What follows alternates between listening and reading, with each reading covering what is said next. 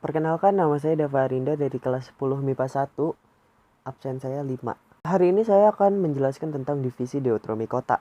Ketika kalian dengar kata deuteromycota, bakal terlintas tuh pertanyaan. Apa sih deuteromycota itu? Ciri-cirinya gimana? Dan contohnya apa aja? Nah, langsung aja kita bahas. Deuteromycota atau jamur tak sempurna adalah jamur yang belum diketahui cara reproduksi seksualnya.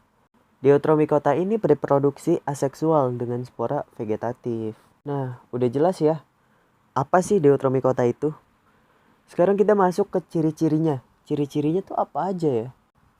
Ciri-ciri yang pertama itu adalah hifa bersekat. Ciri kedua, tubuh berukuran mikroskopis. Yang ketiga, bersifat multiseluler. Yang keempat, tidak berklorofil. Yang kelima, eukariotik. Yang keenam, heterotrof. Yang ketujuh, dinding sel tersusun atas zat kitin. Dan yang kedelapan dan terakhir, tergolong ke dalam fungi imperfect yang banyak menimbulkan penyakit pada tanaman budidaya dan manusia. Selanjutnya, contoh Deuteromycota tuh apa aja sih? Yang pertama itu ada Epidermophyton floccosum. Yang kedua ada Epidermophyton microsporium dan juga Trichophyton. Yang ketiga itu ada Alternaria. Yang keempat ada Helminthosporium. Dan yang kelima atau yang terakhir ada Collectricum. Nah, tadi kan kita udah denger ya.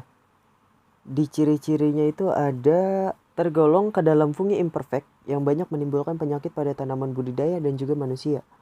Kenapa sih Deuteromycota disebut juga fungi imperfect? Langsung aja kita bahas. Kelompok Deuteromycota itu meliputi jenis jamur yang belum diketahui cara pengembangbiakan generatifnya, sehingga jamur tersebut tidak dapat dimasukkan ke dalam kelas-kelas jamur sebelumnya. Oleh karena itu, kelompok ini disebut kelompok jamur tidak sempurna atau jamur imperfect. Nah, udah jelas ya kenapa dia kok masuk ke dalam jamur imperfect gitu. Selanjutnya, tadi kita dengar si Deuteromycota ini banyak menimbulkan penyakit pada tanaman budidaya dan juga manusia. Nah, pembahasan ini nyambung nih sama pembahasan kita selanjutnya, yaitu peranan Deuteromycota bagi kehidupan. Langsung aja kita bahas. Jamur yang tidak sempurna ini memiliki peranan penting dalam kehidupan manusia. Walaupun ada beberapa jenis jamur yang merugikan. Nah, sekarang saya akan kasih tahu ke kalian peranan Deuteromycota ini apa. Dari yang merugikan sampai menguntungkan. Oke, kita bahas yang merugikan dulu.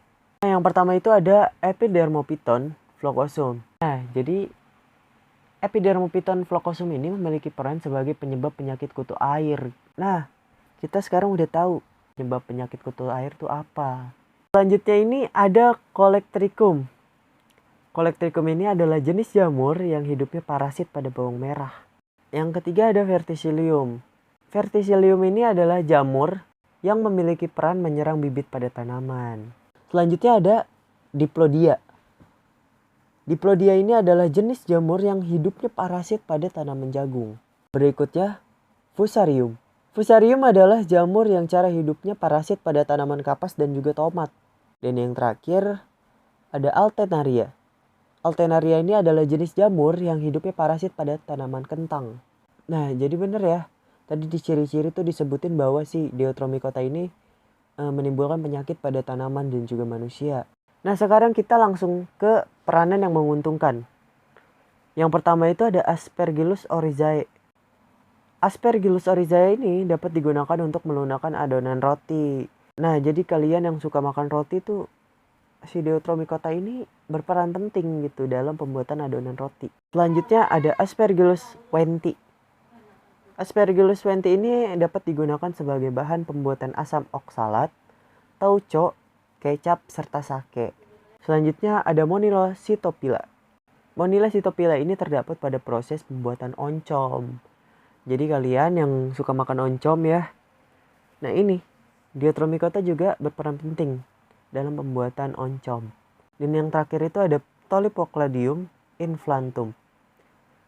Nah, jadi si Tolypocladium inflantum ini dapat digunakan obat untuk menekan reaksi kekebalan. Kita tadi udah bahas tentang pengertian Deuteromycota, ciri-cirinya dan juga contohnya. Terus kenapa Deuteromycota itu tergolong ke dalam fungi imperfecti. Dan kita juga udah bahas peranan Deuteromycota bagi kehidupan.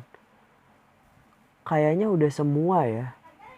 Nah, semoga video ini bermanfaat bagi kalian yang lagi nyari bahan pembelajaran ya. Cukup sekian dari saya. Kurang lebihnya mohon maaf. Wassalamualaikum warahmatullahi wabarakatuh.